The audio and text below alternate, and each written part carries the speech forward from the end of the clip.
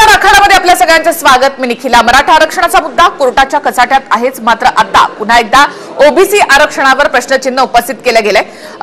तुम्ही पाहता की 32% विरुद्ध 16% हे नेमकं आहे काय?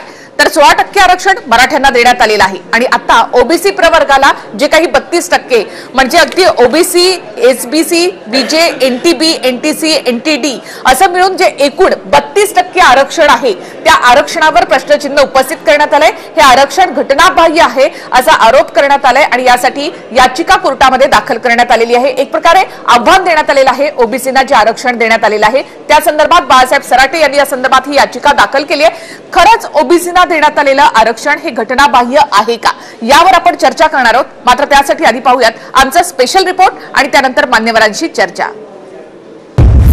ओबीसी समाजाच्या 32% आरक्षणाला हायकोर्टात आव्हान.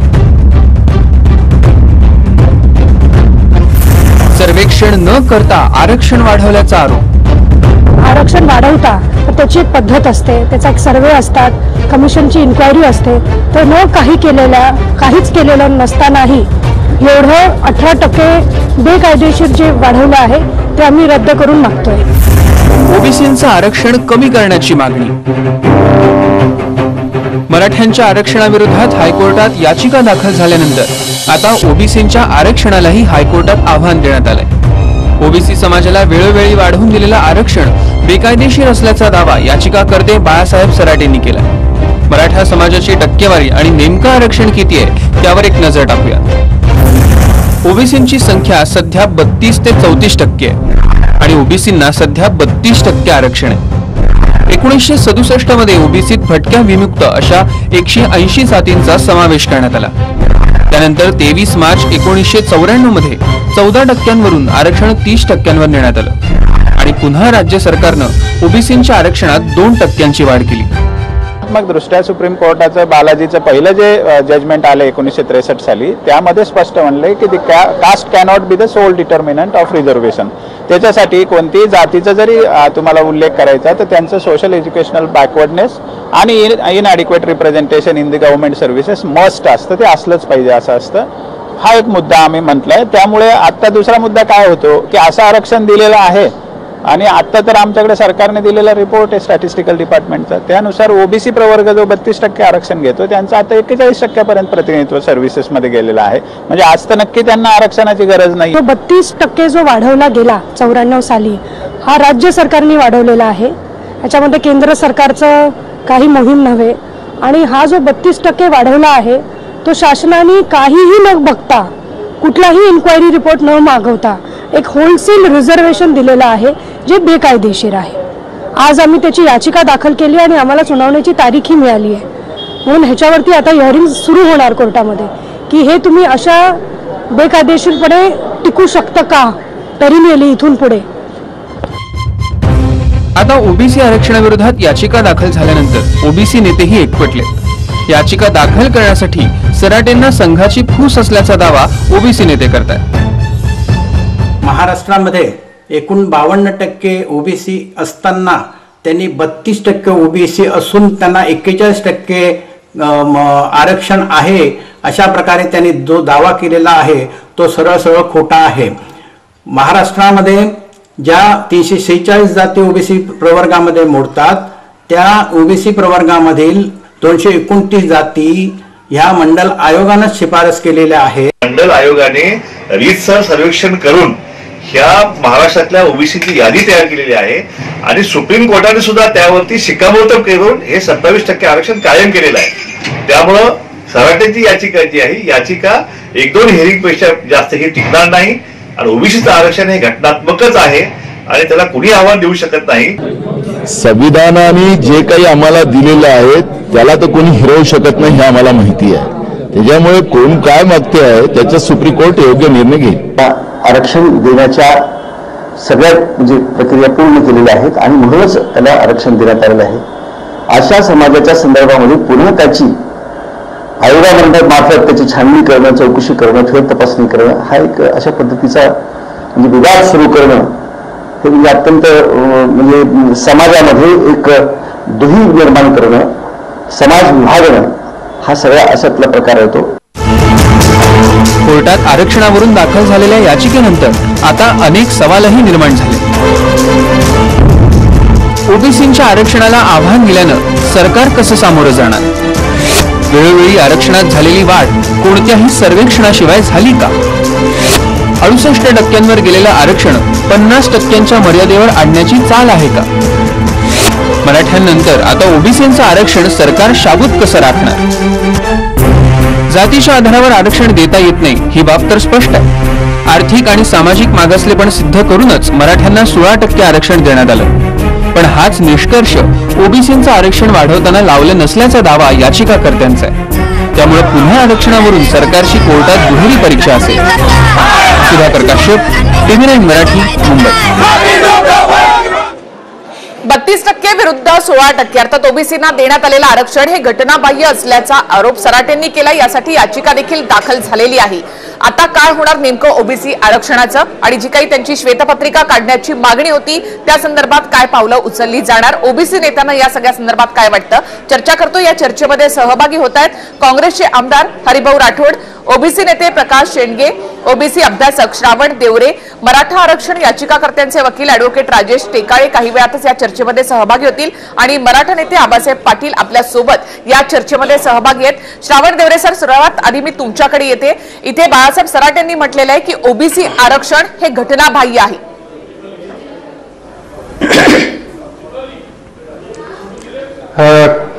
कालपर्यंत आपण मराठा आरक्षणावर चर्चा करत होतो. म्हणजे मराठा आरक्षण कसं चुकीच्या मार्गाने कसं बेकायदेशीरपणे दिलं गेलेलं आहे याच्यावर चर्चा चालू होती. आज चर्चा होते ओबीसीच्या आरक्षणावर. म्हणजे सराटेंचा जो मुख्य उद्देश आहे ते बेकायदेशीर मराठा आरक्षणावरून लोकांचं लक्ष विचलित करून जे घटनात्मक ओबीसीचं आरक्षण आहे त्याच्यावर लोकांनी चर्चा करावी हा खरा उद्देश सराटेंचा आहे. याच्यात त्यांचा जो मुद्दा आहे की ओबीसींना दिलं गेलेलं आरक्षण हे बेकायदेशीर आहे. मी तुम्हाला सांगतो की 1950ला 26 जानेवारी 1950ला राज्यघटना लागू झाल्यानंतर ताबडतोब एका वर्षाच्या आतच SC ST ओबीसी आरक्षणाला आव्हान देण्यात आलं आणि SC ST ओबीसी आरक्षण नष्ट करण्यात आलं सुप्रीम कोर्टाकडून. त्यावेळेस तामिळनाडूच्या ओबीसींनी आंदोलन केलं आणि या ओबीसींच्या आंदोलनामुळे आज देशातल्या सर्व SC ST ओबीसींचं आरक्षण वाचलेलं आहे. ते केवळ ओबीसींच्यामुळे, कारण त्यांनी घटना दुरुस्ती करायला लावली. म्हणजे ओबीसींच्या आरक्षणावर अनेक वेळा कोर्टामध्ये आव्हान दिलं गेलेलं आहे, सुप्रीम कोर्टात, हायकोर्टात. ते त्या सगळ्यांनी ते मान्य केलेलं आहे, वैध केलेलं आहे. ओबीसीचं आरक्षण कायदेशीर केलेलं आहे. घटनेच्या 340व्या कलमानुसार 10% आरक्षणासंदर्भात राष्ट्रपतीने आयोग नेमायचा असतो. 1994 मध्ये कुठल्याही प्रकारचा सर्वेक्षण न करता, कुठलाही अहवाल न स्वीकारता हे आरक्षण अगदी 30% नेण्यात आलं आणि +2 म्हणजे एकूण 32% नेण्यात आलं. त्यासाठी कोणत्याही प्रकारचं सर्वेक्षण करण्यात आलं नाही. हे घटनाबाह्य असल्याचा आरोप सुद्धा केला जातोय. अत्यंत खोटी आणि चुकीची माहिती ते कोर्टाला सादर करतायत. त्याच्याबद्दल त्यांना शिक्षा तर होणारच आहे, अगदी निश्चित. बरं, ॲडव्होकेट राजेश टेकाळे आपल्यासोबत आरक्षण याचिकाकर्त्यांचे वकील आहेत. श्रावण देवरे सर, राजेश टेकाळे आहेत आपल्यासोबत. ॲडव्होकेट राजेश टेकाळे, तुम्ही जे काही म्हणता की SC ST सोडून एकूण जे 32% आरक्षण जे आहे ते घटनाबाह्य असल्याचं तुम्ही म्हणता का? महाराष्ट्रामध्ये जे आरक्षण ओबीसीचं जे आरक्षण दिलं गेलेलं आहे ते 23 मार्च 1994च्या GR नुसार 14% जे वाढवून देण्यात आलं. त्याला 94च्या वेळेला 1992चं इंदिरा स्वामीचं जजमेंट एक्झिस्टन्समध्ये होतं आणि त्या जजमेंटमध्ये स्पेसिफिक डायरेक्शन दिलेली आहे की जजमेंटच्या तारखेनंतर म्हणजे नोव्हेंबर 1992ला हे जजमेंट आलं तर 4 महिन्याच्या आत स्टेट बॅकवर्ड क्लास कमिशनची अपॉइंटमेंट व्हावी आणि त्या बॅकवर्ड क्लास कमिशनच्या रिकमेंडेशननुसार जे काही आरक्षण आहे ते दिलं जावं. ओबीसी कॅटेगरीमध्ये कुठलं आरक्षण असावं या संदर्भातली जी काही माहिती आहे, आकडेवारी आहे ती गोळा करून आणि आयोगाच्या रिकमेंडेशननुसार ते दिलं जावं अशा पद्धतीची ते सुप्रीम कोर्टाच्या डायरेक्शन्स आहेत. त्या डायरेक्शन्स अस्तित्वात असताना सुद्धा महाराष्ट्र शासनाने 23 मार्च 1994 बॅकवर्ड क्लास कमिशनचा कुठलाही रिपोर्ट न घेता 10 आणि 14% जे आरक्षण होतं ते 30% पर्यंत नेलं, केवळ एका GR नुसार. कुठल्याही प्रकारचा त्या ठिकाणी बॅकवर्ड क्लास कमिशनचा रिपोर्ट घेतला नाही, कुठल्याही प्रकारची स्टडी केली नाही. बरं, प्रकाश शेंडगे आपल्या सोबत आहेत. प्रकाश शेंडगे, इथे राजेश टेकाळे म्हणतात की अशा प्रकारचा GR काढून फक्त या जाती यामध्ये घालण्यात आल्या. तुम्ही म्हणता की मंडल आयोगाच्या यादीनुसारच हे या आरक्षण जे आहे ते वाढवण्यात आलं, या जाती यामध्ये घालण्यात आलेल्या आहेत. प्रकाश शेंडगे. निखिलाजी, मी वकील साहेबांना थोडं बॅक हिस्ट्री सांगू इच्छितो की 1962 साली देशमुख आयोग नावाचा आयोग नेमला गेला महाराष्ट्रामध्ये की SC ST सोडून बाकी जेवढ्या जमाती ज्या आहेत त्या सगळ्या जमातींचा एक महासर्वेक्षण झालं याच्यामध्ये, या सगळ्या देशामध्ये. त्यातला देशमुख आयोग ह्या महाराष्ट्रामध्ये नेमला गेला आणि त्यांनी सर्वेक्षण करून प्रत्येक जिल्ह्यामधून माहिती मागून या SC ST सोडून बाकी जमातींची यादी तयार केली. आणि त्याच्यानंतर ह्या ज्यावेळी 1978 साली मोरारजी देसाईंनी ज्यावेळी मंडल आयोग नेमला, मंडल आयोगाने सुद्धा SC ST सोडून बाकी सगळ्या जमातींचं सर्वेक्षण केला आणि त्याचा गुण दिले. 22 पैकी 11 ज्यांना मिळाले सोशली आणि एज्युकेशनली बॅकवर्ड असलेल्या त्या सगळ्या जमातींना मागासवर्गीय क्षेत्र दिला गेला आणि त्याच्यानुसार यादी बनली गेली. जो देशमुखांच्या आयोगामध्ये जी यादी आहे आणि मंडल आयोगाची यादी जी आहे त्या दोन्ही यादीमध्ये जी जमात असेल तीच यादी फायनल केली गेली आणि ती सुद्धा यादी जी आहे ती VP सिंगच्या सरकारने मान्य केली गेली. आरक्षण लागू केलं गेलं, त्याला सुद्धा सुप्रीम कोर्टात चॅलेंज केलं गेलं.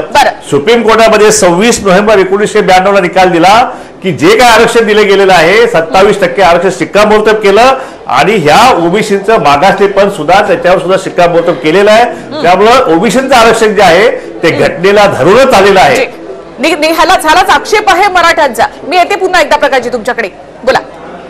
1965 जो BD देशमुख आयोग आला, त्या आयोगाने लोकसंख्येच्या अनुषंगाने बॅकवर्ड क्लास लोकांना 10% आरक्षण दिलं गेलेलं होतं. 1965 जे आयोग होता त्या आयोगाच्या रिकमेंडेशन नुसार त्यांनी 10% आरक्षण दिलं गेलं होतं आणि ते लोकसंख्येच्या प्रमाणामध्ये होतं. मंडल आयोग जो होता तो सेंट्रल गव्हर्नमेंटच्या नोकऱ्यांच्या विषयी होता आणि अखिल भारतीय स्तरावरती त्याविषयीची जी आकडेवारी मंडल आयोगाने सादर केली होती की राज्याकरता ती ॲप्लिकेबल नाही आहे आणि स्टेट गव्हर्नमेंटनी म्हणजे इंदिरा स्वामीच्या जजमेंटमध्ये स्पेसिफिकली डायरेक्शन दिलेली आहे की निकालानंतर 4 महिन्याच्या आतमध्ये बॅकवर्ड क्लास कमिशनची नेमणूक होईल आणि त्या बॅकवर्ड क्लास कमिशनच्या नेमणुकीच्या अनुषंगाने जो काही स्टडी होईल, एखाद्या जातीचा किंवा एखाद्या जमातीचा बॅकवर्ड क्लास म्हणून डिक्लेअर करण्यासाठी जो काही स्टडी होईल त्या स्टडीच्या अनुषंगाने क्वांटिफायबल डेटा जो असेल त्यांच्या शैक्षणिक आणि सामाजिक मागासलेपणासंदर्भातला जो काही डेटा असेल त्या अनुषंगाने नंतर जातींचा अंतर्भाव व्हावा. आपण जर पाहिलं तर बॅकवर्ड क्लास कमिशन ऍक्टमध्ये इन्क्लुजनच्या बरोबरच एक्सक्लुजनची सुद्धा सोय केलेली आहे. झालंय काय की सगळ्या जाती ह्या इन्क्लूड होत गेलेल्या आहेत, एक्सक्लुजन बिलकुल झालेलं नाही. त्यामुळे हा जो कोटा आहे 50% जो कोटा आपल्याकडे सांगितला जातो तर त्या अनुषंगाने आज बरेच लोक अभ्यास करतायत. जे काही आपण 68% गेलेलो मराठा आरक्षण दिल्यानंतर तो कोटा कमी होईल असं वाटतं तुम्हाला? श्रावण देवरे सर. हे बघा, हे जे म्हणतात की 94 साली केवळ एक GR काढून ओबीसीचं आरक्षण वाढवलं गेलं, हे अत्यंत चुकीचं आहे. हे जे आरक्षण मिळालं 94 साली त्यावेळेस माननीय शरद पवार मुख्यमंत्री होते आणि 26 नोव्हेंबर 1992 जो सुप्रीम कोर्टाचं जजमेंट आलं त्या जजमेंट प्रमाणे केंद्र सरकारने सगळ्या राज्य सरकारांना आदेश दिले की मंडल जजमेंट प्रमाणे आपापल्या राज्यामध्ये ओबीसी आरक्षणाची तरतूद करावी. त्यानुसार माननीय शरद पवार साहेबांनी, जे त्यावेळेचे मुख्यमंत्री होते, त्यांनी महाराष्ट्रातल्या अभ्यासू आणि कार्यकर्ते आणि आंदोलनकर्ते या सगळ्यांची एक 100 निवडक लोकांची मीटिंग घेतली. ही मीटिंग मंत्रालयामध्ये 6व्या मजल्यावर 7 सप्टेंबर 1993 रोजी ही मीटिंग झाली मंत्रालयामध्ये आणि तिथं दिवसभर साधेबाधक चर्चा झाली. मुख्यमंत्री शरद पवार साहेब, माननीय छगन भुजबळ साहेब, गोपीनाथरावजी मुंडे साहेब आणि सगळे सचिव ही सगळी दिवसभर चर्चा चालली आणि ही चर्चा झाल्यानंतर मग शरद पवार साहेबांनी GR काढला. तो काही असा एका दिवसात GR निघालेला नाहीये, तो मंडल जजमेंट प्रमाणे निघालेला आहे, केंद्र सरकारच्या आदेशामुळे निघाला आहे आणि 100 लोकांची चर्चा करून निघालेला आहे. आबासाहेब, मी तुमच्याकडे येते. हरिभाऊ राठोड, ओबीसी नेत्यांच्या दबावामुळे ओबीसी आरक्षणाचा कोटा वाढवण्यात आला असा आरोपही त्याही वेळेला करण्यात आलेला होता. ओबीसी नेत्यांच्या दबावामुळे खरंय का? नाही, चुकीचं आहे. हे जे काही बोलले आतापर्यंत सगळं चुकीचं आहे. आणि बघा, याच्या पूर्वी म्हणजे जेव्हा मंडल आयोगाचं रिकमेंडेशन आलं त्यापूर्वी जे 14% आरक्षण होतं ते 14% आरक्षण याच्यामुळे वाढलं की मंडल आयोगाने 27% आरक्षण रिकमेंडेशन केलं होतं. आणि आता जे यांनी सांगितलं ते खरं आहे की मंत्रालयामध्ये 6व्या माळ्यावर जी मिटिंग झाली होती त्या मिटिंगला शरद पवार साहेबांनी मलाही बोलवलं होतं. आणि आपल्या सगळ्यांचा विचार घेऊन हे जे म्हणतात ना 16% वाढवले चुकीचं आहे. हे 27% आरक्षण मंडळ आयोगाप्रमाणे आपल्याला देणंच होतं. आणि त्यामुळे महाराष्ट्र हे पुरोगामी महाराष्ट्र आहे. आणि सगळ्यात आधी देशामध्ये केवळ महाराष्ट्राने 16 बाबासाहेब आंबेडकरांनी जे संविधानामध्ये तरतूद केली आहे 16(4) मध्ये एखाद्या राज्याच्या मते एखाद्या मागास वर्गाला योग्य प्रतिनिधित्व मिळालं नसेल तर आरक्षण करण्याची तरतूद असेल अशा प्रकारचं रिकमेंडेशन आहे. अशा प्रकारची तरतूदच आहे. मग हे तुम्ही असं कसं म्हणता की 16% अंतर्गत 16% आरक्षण मिळालेलं आहे. आता तुम्ही ओबीसीच्या आरक्षणाला आव्हान का देताय?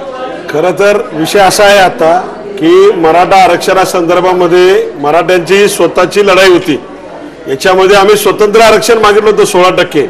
परंतु त्या ठिकाणी आता जस्ट हरिभाऊ राठोड साहेब बोलले की जे मागासलेपणा सिद्ध कर 16(4) मध्ये हेच लोक परवा विरोध करत होते. ह्याच डिबेटमध्ये इथं मराठ्यांना आरक्षण देण्यासंदर्भात हेच लोक विरोधात करत होते.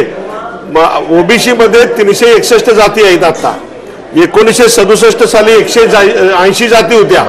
त्यावेळेला 14% आरक्षण होतं. आणि 94 ला हे 14 परत वाढवून 30%वर नेलं. तर त्याच्यामध्ये आमच्याकडे पेपर्स आहेत सगळे की खाली 2 ओळीचा GR काढलेला आहे. या समाजाला अशा पद्धतीने ओबीसी म्हणून समाविष्ट करावं आणि खाली उपसचिवांची सही आहे एवढे GR काढलेले आहेत. राज्य मागासवर्गीय आयोग त्याचं सर्वेक्षण हे फक्त मराठ्यांनाच का ह्या जातीनं झालं का नाही झालं. आणि आज हे जे कांगावा करतात की आमचा अन्याय झाला आमच्या अन्याय झाला. आज आमच्या मुलांच्यावर जो अन्याय होतो आमच्या समाजावर जो अन्याय होतो त्यावेळेला एवढं असून सुद्धा आम्ही सांगितलं की ओबीसीच्या कुठल्या आरक्षणाला धक्का न लागता आम्हाला द्या. आणि आता इथून पुढे ज्या घडामोडी घडतील हे ओबीसी नेतेच त्याला जबाबदार असतील. आम्ही जबाबदार राहणार नाही निखिलाजी. कारण ह्यांनी जे पेरले तेच उगवायला लागले. आता एक याचिका फक्त आता पडलेली आहे. यानंतर अजून अनेक याचिका पडणार.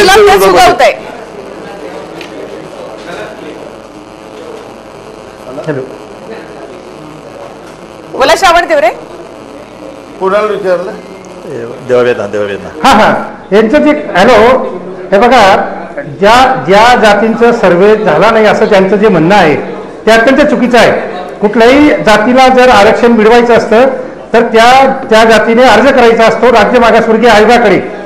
आणि राज्य मागासवर्गीय आयोग त्या जातीचं सर्वेक्षण करतो आणि ती जात खरोखर मागासलेली आहे किंवा नाही ते ठरवून मग निर्णय घेतो. त्यामुळे ते जे म्हणतात की अमुक अमुक जातींचं सर्वेक्षण झालं नाही ते अत्यंत खोटं आहे, चुकीचं आहे. या सगळ्यांचा उद्देश एकच आहे.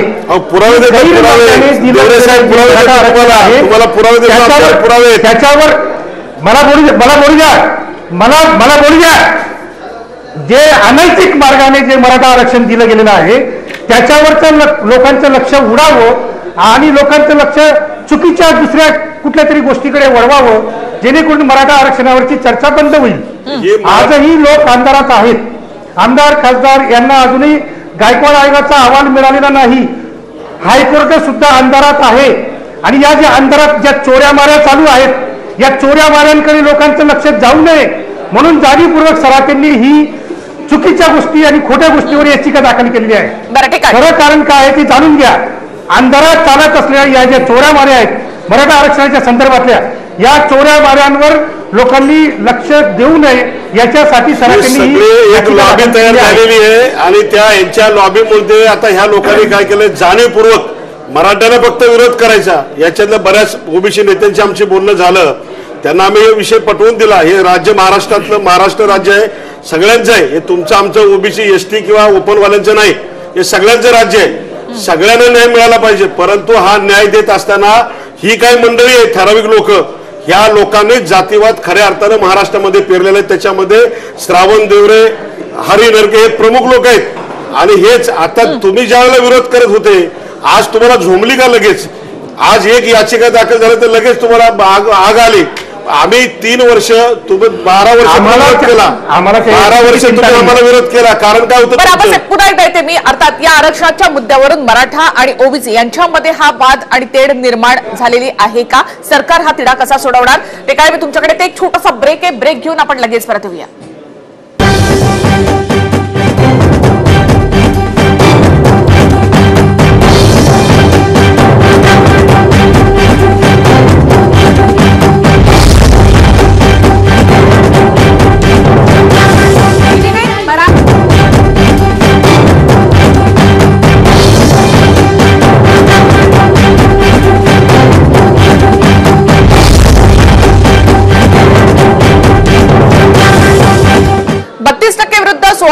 ते काय? मी तुमच्याकडे येते. आपल्याबरोबर भाजपचे आमदार राम कदम देखील फोन लाईन वरून या चर्चेत सहभागी झालेत.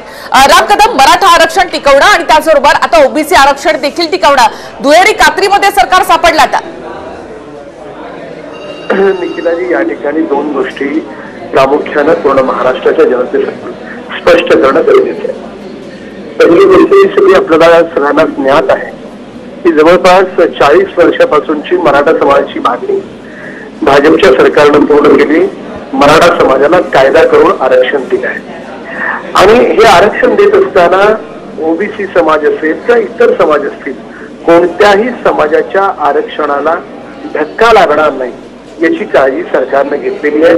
त्यामुळे मराठा समाजानं देखील चिंता करण्याची आवश्यकता नाही आणि ओबीसी समाजानं देखील चिंता करण्याची आवश्यकता नाही. कोणी काय पीआय टाकले, कशासाठी पीआय टाकले, त्या मी कोणा शिरणार नाही. पण सरकार म्हणून या ठिकाणी 2 गोष्टीची ग्वाही देतो की लोकशाहीमध्ये कोणी काय करावं, प्रत्येकाला तिचे स्वतंत्र अधिकार आहे. पण भाजपचं सरकार म्हणून माननीय मुख्यमंत्री देवेंद्र फडणवीस साहेबांनी हे स्पष्ट केलंय की कोणत्याही समाजाच्या आरक्षणाला कणभर सुद्धा धक्का न लावता मराठा समाजाला आरक्षण दिलं गेलंय. ते कोर्टात टिकलं पाहिजे याच्यासाठी सरकार पूर्णपणे प्रयत्न करत आहे आणि ते टिकेल असा आमचा विश्वास आहे. अशा प्रकारच्या चर्चा घडवून आपण कुठल्या तरी एका विशिष्ट समाजाला आपण असुरक्षित करण्याचा प्रयत्न करू नये ही माझी चर्चा करून नाही.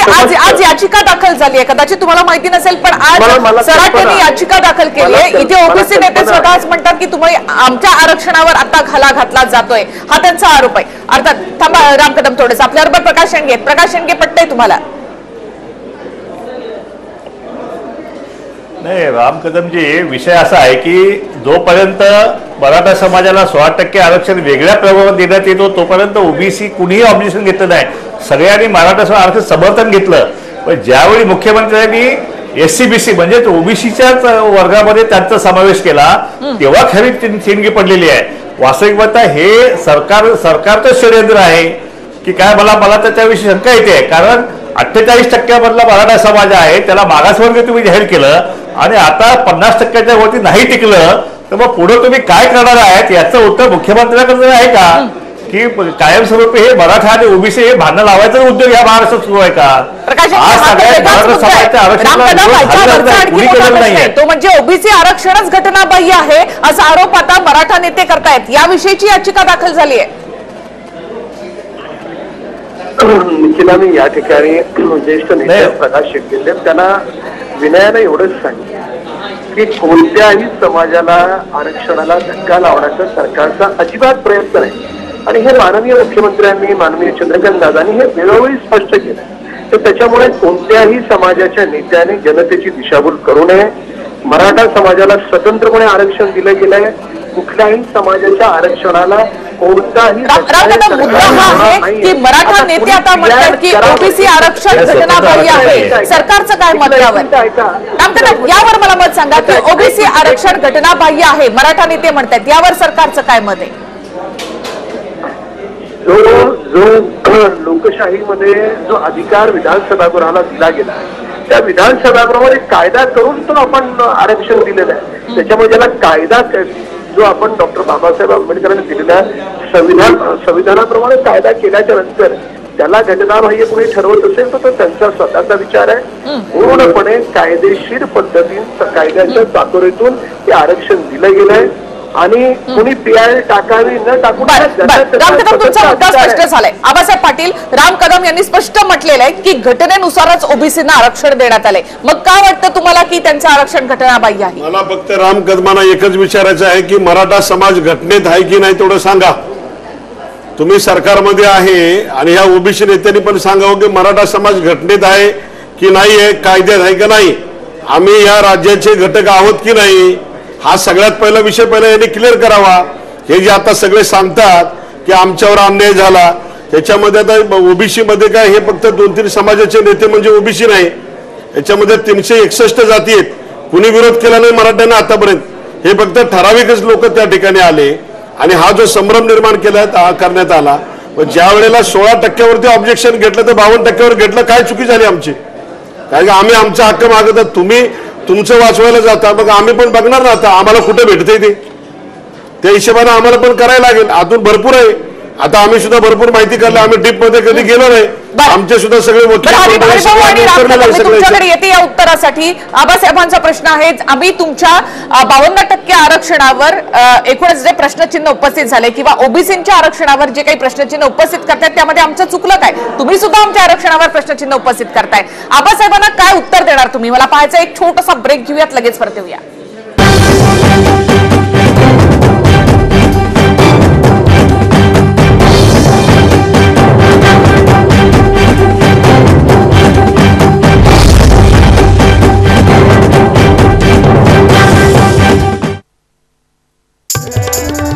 In association with Airtel the Smartphone Network आणि Post QC35 Headphones Second.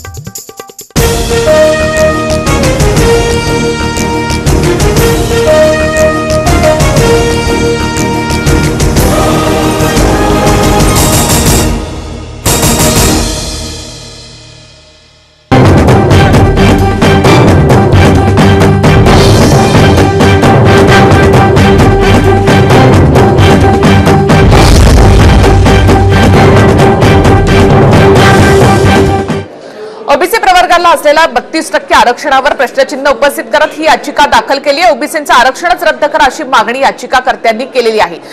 मी यासाठी ते काय तुमच्याकडे येते, मात्र हरिभाऊ राठोड आधी एक मुद्दा मांडतात. हरिभाऊ बोला.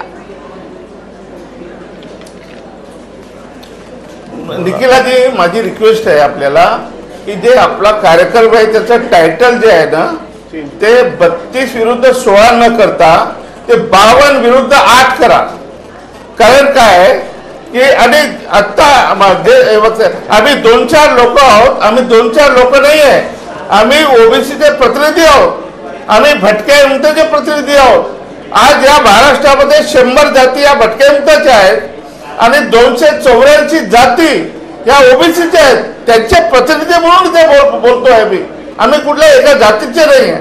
आणि म्हणून माझं एकच रिक्वेस्ट आहे, जर तुमच्या हिंमत असेल ना तर तुम्ही जनसंख्या करा, जनसंख्या करा. 8 दिवसात सरकारचा अहवाल आहे, मात्र तरी सुद्धा अजूनही तुम्ही स्वतःला ओबीसी म्हणवणार.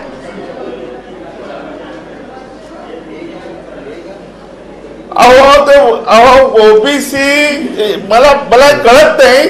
तुम्ही यांना कमीत कमी बाळासाहेब सराटेंना अभ्यासूतही म्हणू नका. हे अभ्यास करणाऱ्यांचा अपमान आहे.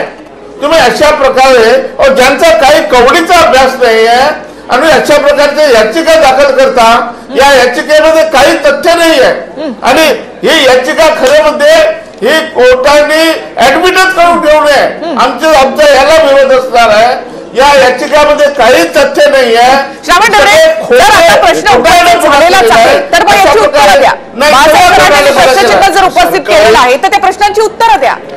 सरकारी अहवालामध्ये ओबीसीना 41% नोकऱ्यामध्ये प्रतिनिधित्व दिलेलं आहे. 41%. मग आता यांचं आरक्षण कमी झालं पाहिजे की नाही झालं पाहिजे? 16%चा विषय आहे. आता ह्याच्यामध्ये यांनी सांगितलं की त्याच्यामध्ये काही अभ्यासक आहे किंवा अभ्यास करून आम्ही करावे, याचिका टिकणार नाही किंवा काय, कोर्ट बघेल ना याचिका टिकेल का नाही, तर कोर्ट ठरवेल, तुम्ही नाही ठरवू शकणार. इथं जनावर प्रत्येकाला इथं न्याय मागायचा अधिकार आहे आणि त्याने न्याय मागण्यासाठी कोर्टामध्ये जाऊ शकतं. याचिका कोणी दाखल करायची हे वाक्य तुमचीच आहेत, आमची नाही. कोर्टामध्ये त्या पद्धतीने जर याचिका आम्ही आमच्या बाळासाहेब सरांनी दाखल केलेली आहे, ह्याच्यामध्ये तुम्हाला वाईट वाटण्यासाठी काय नाही. कोर्टामध्ये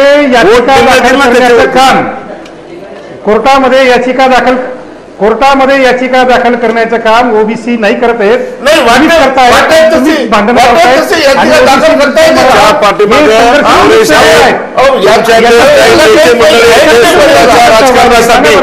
स्वतःच्या राजकारणासाठी हे ओबीसी ओपन हे सगळं करायचं काम केलेलं नाहीये.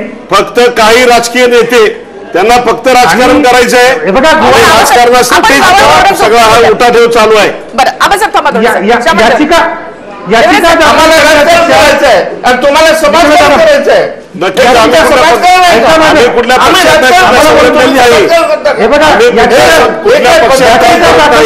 राजकारणासाठी बसलो नाही, आमचं आयुष्य आम्ही घातले सामाजिक याचिका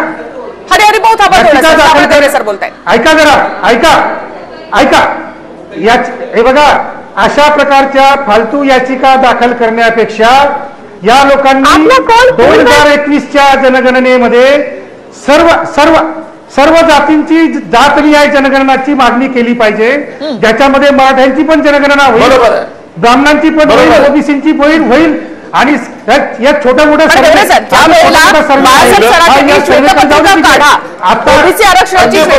काढा अशी जेव्हा मागणी केली, समाजाचं सर्वेक्षण होते, सर्वेक्षणानुसार सर्वेक्षण सगळ्या समाजात झालं पाहिजे, कुणाकुणाला कशा किती लोक मागास आहेत आणि किती सर्व आता झालेले आहेत, शिक्षण झालेले त्यांचे सुद्धा सब झालं पाहिजे. राज्य मागासवर्गीय आयोगाने पुन्हा एकदा पुनःचे अहवाल तयार केले पाहिजे. सगळ्यांचा डेटा अधिकृतपणे मिळेल, मराठ्याला मिळेल आणि ओबीसीचा पण मिळेल.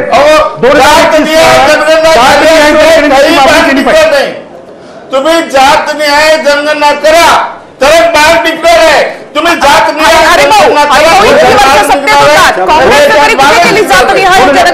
जातनिहाय जनगणना करून चालणार नाही. जातीवरती आरक्षण दिलं जात नाही हा खरा मुद्दा आहे. जातीवरती कधी आरक्षण दिलं जात नाही. एखादे पदार्थ असल्यानंतर एखाद्या जात समूहाला आरक्षण दिलं जातं. जातनिहाय आरक्षण घटनेमध्ये दिलेलं नाहीये. जातीपातीचा विषय नाही या ठिकाणी जनगणना झाली आहे आणि ती आमच्या सरकारने केली. जातीच्या आधारावर मागास असल्याचं सिद्ध झाल्याशिवाय फक्त जातीच्या आधारावर आरक्षण का, हा देखील एक मुद्दा ते याचिकेमध्ये आहे. त्याचंही उत्तर एकदा बोलतायत, त्यानंतर मी येते तुमच्याकडे. जातीच्या आधारावरती आरक्षण आपल्या घटनेमध्ये दिलं जात नाही. कुठल्याही समाजामध्ये एखाद्या जात वर्गामध्ये जर काही बॅकवर्ड क्लासची लोक असतील तर त्या समूहाच्या संदर्भामध्ये क्वांटिफायबल डेटा कलेक्ट करून त्या समूहाला ओबीसी मधलंच आरक्षण दिलं जाऊ शकतं. एससी आणि एसटी हे घटनेतलं आरक्षण आहे, ओबीसी हे दुसरं घटनेतलं आरक्षण आहे, त्याला एससीबीसी म्हणा किंवा ईएसबीसी म्हणा, पण ते जातनिहाय आरक्षण नाहीये. आज मराठा समाजातली काही लोक, सगळीच लोक पात्र नाही ठरलेली, मराठा समाजातली काही लोक ओबीसीच्या आरक्षणासाठी पात्र ठरलेली आहे, तसं ओबीसी मधली काही लोक त्या आरक्षणाला पात्र नाहीयेत. हा वास्तव आहे आणि हे वास्तव आपल्याला विसरून चालणार नाही, कारण हा शेवटी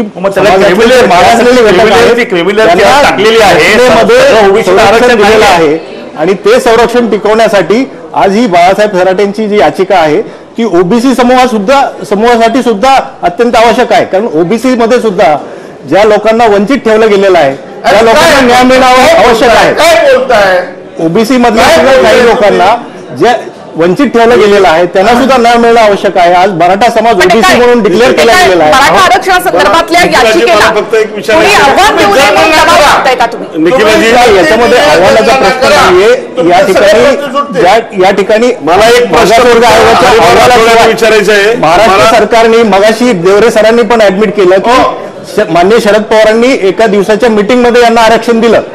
टीव्हीवरती तुम्ही ऍडमिट केलेलं आहे. त्याला कुठल्याही प्रकारचा मागासवर्गीय आयोगाचा अहवाल घेतलेला नाही. ऑब्जेक्शन आहे. मंडल आयोग हा सेंट्रल गव्हर्नमेंटसाठी आहे. मंडल आयोग हा सेंट्रल गव्हर्नमेंटसाठी होता, स्टेट गव्हर्नमेंटसाठी. आणि इंदिरा स्वामी जजमेंटमध्ये सांगितलेलं आहे की 4 महिन्यामध्ये बॅकवर्ड क्लास कमिशन अपॉइंट करा. आर्टिकल 340 नुसार बॅकवर्ड क्लास कमिशनची अपॉइंटमेंट ही नेसेसरी आहे. 1992च्या जजमेंट नंतर जी काही आरक्षणाचं जे वाटप झालेलं आहे ते धांदट चुकीचं आहे. एका GR नुसार जे आरक्षण दिलेलं आहे 1995 मध्ये 160 जातींना आरक्षण दिलं गेलं. केवळ एक GR काढून आरक्षण दिलं गेलं. 1992ला आलेला आहे जजमेंटच्या अनुषंगाने कमिशनची अपॉइंटमेंट न करता जर जातींना जर नुसतं मंत्रालयामध्ये मिटिंग घेऊन जर आरक्षण दिलं जातं टोटली इलिगल आहे. कोर्ट तपासेल आणि ठरवेल काय करायचं ते. तुमचं आरक्षण मराठा आरक्षण पण एक काढून झालेलं नाहीये. त्याच्यासाठी गायकवाड रिपोर्ट दिलेला आहे आणि सगळ्या माणसं ऍफिडेव्हिट दाखल केलेला आहे. अहवाल आहे तो अहवाल कोर्टापुढे येणार आहे. अहवाल पूर्णपणे कोर्टापुढे येणार आहे. याच्यामध्ये कुठलंही लपवायचं कारण नाही. कोर्टाकडे सरकारने सांगितलेलं आहे की तो अहवाल आम्ही कोर्टाच्या पटलावरती ठेवत आहोत आणि त्याच्यामध्ये पूर्ण क्वांटिफायबल डेटा त्यांनी केलेला आहे. हायकोर्टामध्ये डायरेक्शन झालेली आहे. ठेवणार आपण लपवण्याची कोर्टाची डायरेक्शन आहे ठेवायला. मंडल आयोगाचा नाही गायकवाड कमिशनचा अहवाल ठेवला जाईल तशा पद्धतीचे आदेश कोर्टाने दिलेले आहेत. त्यामुळे अहवाल ठेवला जाईल. आरक्षण दिली गेली नाही अहवाल न घेता दिली गेली. ओबीसी आणि मराठ्यांमध्ये भांडणं लागली आहे तिथे. नाही भांडण नाहीये आणि नाहीये या ठिकाणी जे प्रक्रिया आहे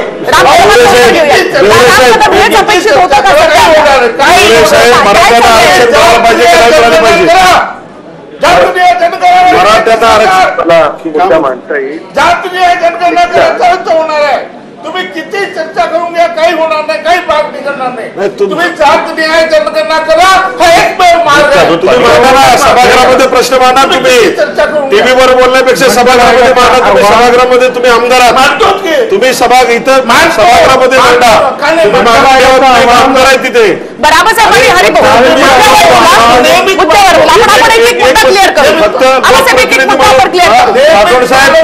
प्रश्नाचं उत्तर द्या. लोकप्रतिनिधी म्हणून एका प्रश्नाचं उत्तर द्या. लोकप्रतिनिधी म्हणून एका प्रश्नाचं उत्तर द्या. तुम्ही मराठ्यांना आरक्षण मिळालं पाहिजे की नाही मिळालं पाहिजे. लोकप्रतिनिधी म्हणून एका प्रश्नाचं उत्तर द्या. मराठा समाजाला आरक्षण मिळालं पाहिजे की नाही मिळालं पाहिजे.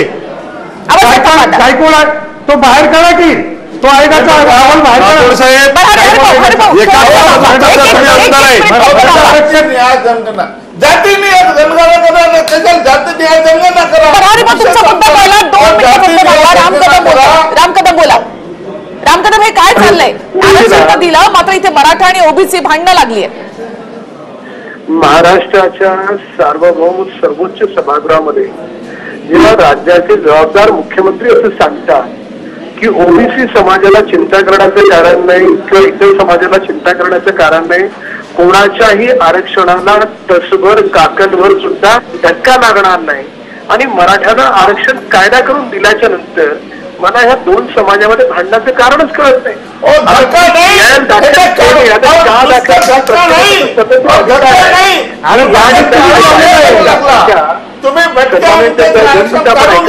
बोलण्याचा आपण 2 मिनिटं ऐकून घ्या साहेब. आपण ऐकून घ्या. कोणत्याही समाजाच्या आरक्षणाला काकणभर सुद्धा धक्का लागणार नाही. आपण उगाच आपलं रक्त आठवतोय या ठिकाणी ठीक आहे. लोकशाहीमध्ये प्रत्येकाला PI दाखल करण्याचा अधिकार आहे. पुण्याच्या जबाबदारीने सांगतो निखिला की समाजामध्ये तेढ निर्माण होईल असं कुणीही कृत्य करता कामा नये. कोणत्याही समाजाच्या आरक्षणाला धक्का लागणार नाही आणि मराठा समाजाला कायद्याच्या चाकोरीतून आरक्षण कायदा करून दिलं गेलंय. त्यामुळे मराठा समाजाला देखील चिंता करण्याचं कारण नाही. ओबीसीच्या आरक्षणाला तुम्ही बेकायदेशीर ठेवता. तुम्ही भटक्या विमुक्ताच्या आरक्षणाला बेकायदेशीर ठेवता आणि धक्का काय घालायचा राहिला. आता तुम्ही कोर्टात जाऊन सांगताय की हे असंविधानिक आहे, असंविधानिक आहे अशा प्रकारचं तुम्ही याचिका दाखल करता आणि तरी म्हणता की धक्का लागणार नाही. अहो भटक्या विमुक्त समाज, अहो फुले शाहू आंबेडकरचा महाराष्ट्र लक्षात ठेवा. फुले शाहू फुले शाहू आंबेडकरांचाच महाराष्ट्र आहे, तुम्ही बरोबर बोलले. मग मराठ्याला आरक्षण मिळालं पाहिजे की नाही मिळालं पाहिजे, तुम्ही आमदार एक लोकप्रतिनिधी म्हणून सांगा. मग तुम्ही आता बोलले ना, मग मराठा समाजाला आरक्षण मिळालं पाहिजे की नाही मिळालं पाहिजे त्याचं सांगा. एवढं काय फुले शाहू आंबेडकरचा फुले शाहू आंबेडकरांचं तर शाहू महाराजांनी सुद्धा फुले शाहू आंबेडकरांच्या महाराष्ट्रामध्ये मराठ्यांना आरक्षण मिळालं पाहिजे की नाही मिळालं पाहिजे. कुठून आले नाही मराठा समाजाला आरक्षण मिळालं पाहिजे की नाही बघा. नावी खाती वाणी समाजाला धोबी तेली माळी आमदार साहेब 10 वेळा विचार 10 वेळा प्रश्न तुम्ही मराठा समाजाला आरक्षण मिळालं पाहिजे की नाही एकच सांगा फक्त. विसरू नका तुम्ही ते आम्ही विसरत नाही, आम्ही समाज बोलतो आहे. लक्षात ठेवा मराठा समाज 100% महसूल भरतो, 100% महसूल भरतो.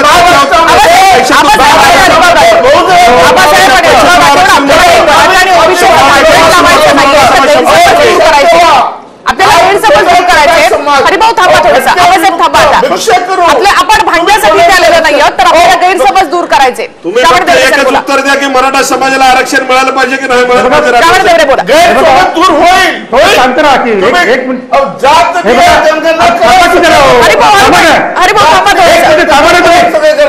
हरिभाऊ थांबा थोडंसं, त्यांचा आवाज बंद करा. हो देवडे सर बोला. हा बंद करा ना त्यांचा आवाज. हॅलो, हे बघा एकदम गंभीर गोष्ट आहे. मराठा समाजाला आरक्षण द्यायला कोणाचाही विरोध नाही, पण योग्य मार्गाने दिला गेला पाहिजे. न्यायमूर्ती गायकवाडचा आयोगाचा अहवाल आजही लपून ठेवला जातो, याचा अर्थ योग्य मार्गाने मराठा समाजाला आरक्षण दिलं गेलं नाही, चुकीच्या मार्गाने आरक्षण दिलं गेलेलं आहे. आजही लोक अंधारात आहेत, हायकोर्ट अंधारात आहेत, हायकोर्ट अंधारात आहे, आमदार अंधारात आहेत, महाराष्ट्राची सगळी जनता अंधारात आहे. आणि या अंधारामध्ये ज्या चोऱ्या माऱ्या चालू आहेत या लोकांच्या, या चोऱ्या माऱ्यांकडे लोकांचं लक्ष जाऊ नये म्हणून सरासरी ओबीसीच्या विरोधात सगळ्यात जास्त घटनात्मक आयोग आहे आणि त्या घटनात्मक आयोगाचे जे अध्यक्ष आहेत ते दाखवते रिटायर्ड आव्हान आणि तो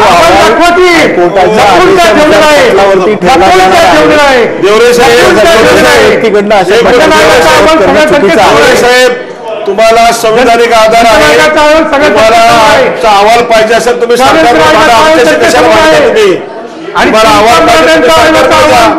लपून ठेवलेला आहे. तुम्ही लपून विचारा सांगता म्हणजे तुम्ही राज्य मागासवर्गीय आयोगाला सुद्धा चोऱ्या माऱ्यामध्ये ठरवता काय? राज्य मागासवर्गीय आयोगाला चोऱ्या माऱ्यामध्ये ठरवतं काय? 1992 जे काही आरक्षण आहे ते ऑब्जेक्शन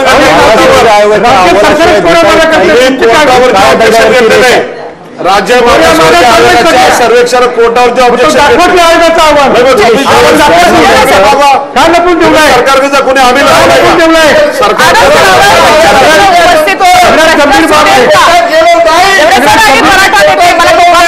प्रश्न आहे की आरक्षणावर प्रश्नचिन्ह उपस्थित केल्यानंतर हा प्रश्न सुटणार आहे का? मला मी पुन्हा एकदा तुमच्याकडे एक छोटासा ब्रेक घेऊयात आणि आपण लगेच परत येऊया.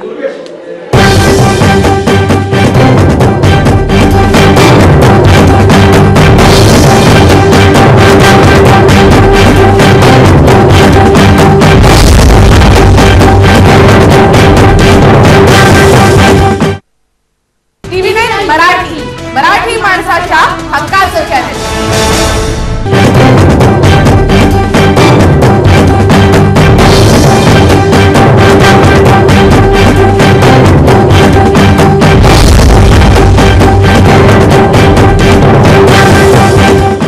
ब्रेकनंतर प्रकाशन घ्यायची तुमच्याकडे.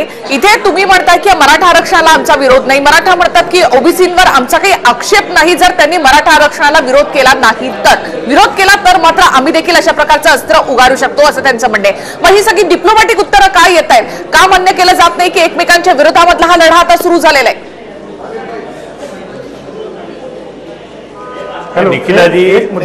मूळ मराठा आरक्षणाला कधीही ओबीसीने विरोध केलेला नाही. या महाराष्ट्रात कुणीच विरोध केलेला नाहीये. या मराठा आरक्षणाला कुणीच विरोध केला नव्हता, आजही नाही, उद्याही नाही आणि कालही नव्हता. प्रश्न हाच निर्माण झाला की ज्यावेळी देवेंद्र फडणवीस सरकारने या मराठा आरक्षण जे आहे वेगळा संवर्ग देण्याच्या ऐवजी त्याने ओबीसी संवर्गातच आरक्षण जाहीर केले HSBC म्हणून, तेव्हा खरा वाद निर्माण झालेला आहे. आणि म्हणून ओबीसी समाजाची जी काय व्यथा आहे ती व्यथा समजून घ्या की हा जर मराठा समाजाचं 52% आरक्षण नाही टिकलं तर मग हा मराठा समाज मागासले पण जाहीर झाल्यामुळे आता जाणार कुठं, त्यांना मूळ ओबीसी मध्ये यायला लागणार आहे. आणि या 17%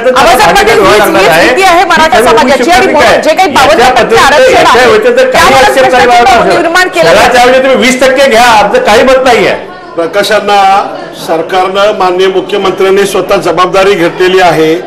ओबीसी आरक्षणाला कुठलाही धक्का लागणार नाही. जरी ते आता SEBC म्हणजेच ओबीसी जरी असलं तरी याच्यासाठी आता आपल्याला केंद्राकडून राज्य सरकारकडे आपण त्यांच्याकडे शिफारस करणं किंवा आम्ही त्यांच्याकडे जाणं गरजेचं आहे. परंतु इथं असा प्रश्न निर्माण झालेला आहे, शेवटचा मला बोलू दे, एक मिनिट बोलू दे, एक मिनिट. महत्वाचा विषय हे शेवटचं अधिवेशन आहे, तुम्ही अर्जंटली त्या ठिकाणी कायदा पास करून घ्या आणि तरच हे आरक्षण टिकेल. तोच विषय उद्या तुम्ही आणि आम्ही समाजात ह्या महाराष्ट्रामध्ये आपल्याला आम्ही सहमत पार्लमेंटचं अधिवेशन चालू आहे, एवढा ताबडतोब कायदा पास करून घ्या, माझी हात जोडून विनंती आहे. आपला विषय या संदर्भामध्येच मी आपल्याला बोलतोय की आता सध्याचा महत्वाचा जो विषय आहे की आमचा ओबीसीची वाद नाही किंवा कुणाचा वाद नाही. प्रश्न आहे की आता ओबीसींना जी भीती वाटते त्या संदर्भामध्ये ओबीसी नेत्यांना आवाहन करतो की तुम्हाला असं वाटत असेल मराठा ओबीसी म्हणून सरकारकडे जाऊ ना, सरकारला त्या ठिकाणी आपण सांगू की अशा पद्धतीचा विषय आमचं वेगळं करा, आम्हाला या पद्धतीचा पाहिजे. आबासाहेब, एवढी समजुतीची जर भाषा करताय तुम्ही ते काय, तर मग यासाठी याचिका का दाखल केली? मग ओबीसींना जे काही आरक्षण दिलं गेलंय ते तुम्हाला घटनाबाह्य का वाटतं? ओबीसींना जे आरक्षण दिलेलं गेलेलं आहे ते घटनाबाह्य असण्याचं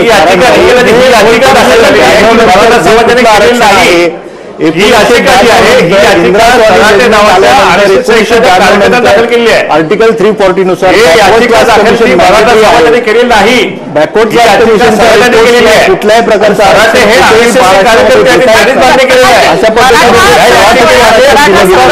धनी कोण आहे तुम्ही पहा. या संदर्भामध्ये सराटेंनी अभ्यास केलेला आहे, सर्व तपासलेले आहेत आणि ते GR सर्व GR घटनाबाह्य असल्याचं लक्षात आल्यामुळे छुपा अजेंडा आहे सर्व GR दाखल केलेलं नाहीये आणि मराठा समाजाचा कधीच ओबीसीचा विरोध नव्हता. काय बोलताय? या ठिकाणी मराठा आणि दाखल केलेली आहे नाहीये ती, कारण की त्यावेळेला सांगितलं लोकसंख्येच्या प्रमाणामध्ये त्यांना 10% आरक्षण देण्यात यावं, हे बीडी देशमुख आयोगाने 1965 ला सांगितलं होतं. ते काय थांबा थोडंसं, राम कदम, प्रश्न आता सरकार आणि RSS वर गेलाय.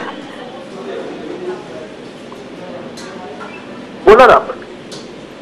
राम कदम, आता ओबीसी समाजाला असं वाटायला लागलंय की ही सरकारचीच फूस आहे आणि त्यामुळेच बाळासाहेब सराटेंनी याचिका दाखल केली. निखिला, यामध्ये दोन गोष्टी अत्यंत स्पष्ट आहेत. म्हणजे तिसऱ्यांदा मगाशी काही वक्त्यांनी या ठिकाणी रिपीट केलं की कोणत्याही समाजाच्या आरक्षणाला धक्का लागणार नाही, हे मी वारंवार सांगतोय. राज्याचे मुख्यमंत्री वारंवार बोलतात. ही चर्चा चांगली होत असताना काही या ठिकाणी वक्ते चांगले बोलत आहेत, तर काही वक्ते या ठिकाणी राजकारण करताना आपल्याला पाहायला मिळतात. जेव्हा राज्याचे मुख्यमंत्री सार्वभौम सभागृहात सांगतात की तुमच्या कोणाच्याही आरक्षणाला धक्का लागणार नाही, तर त्याच्यानंतर प्रश्न उरतो. राम कदम, तुम्ही म्हणताय की कोणाच्याही आरक्षणाला धक्का लागणार नाही, मात्र सराटेंनी जी याचिका दाखल केली आहे की ओबीसीचं आरक्षण घटनाबाह्य आहे, तर ते पुन्हा एकदा सिद्ध करावं लागणार नाही का? ओबीसीच्या मनामध्ये ती भीती निर्माण होणार नाही का की आपलं आता आरक्षण टिकणार की नाही?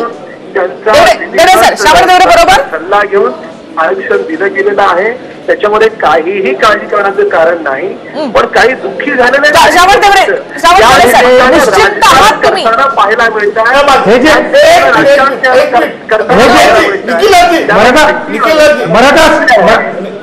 मराठा समाजाचे दोन लोक आहेत. माझा प्रश्न आहे,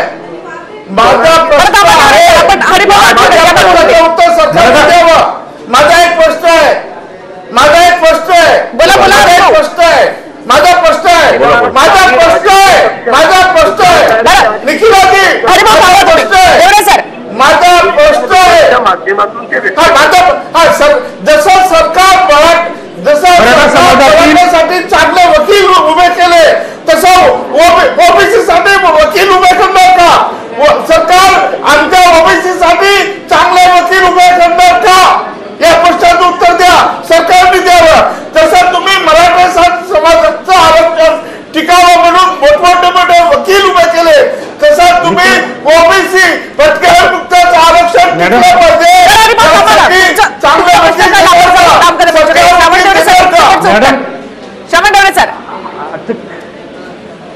हॅलो बोला हे बघा, मराठा समाजातील ह्या ज्या काही दोन-तीन गोष्टी आहेत, या दोन-तीन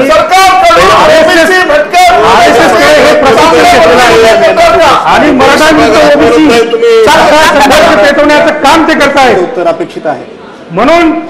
म्हणून हे याचिका दाखल करतायत की जेणेकरून मराठा ओबीसी संघर्ष पेटला पाहिजे. संघर्ष तर निर्माण झालेला आहे ओबीसी आणि हा मराठा संघर्ष कुठपर्यंत जाणार याकडे फक्त आपण लक्ष ठेवून राहणार आहोत. धन्यवाद, तुम्ही सगळे या चर्चेमध्ये सहभागी झालात. काही उत्तरं यामधून मिळाली असतील अशी अपेक्षा करूयात. या चर्चेमध्ये आपण इथे थांबूयात. नमस्कार.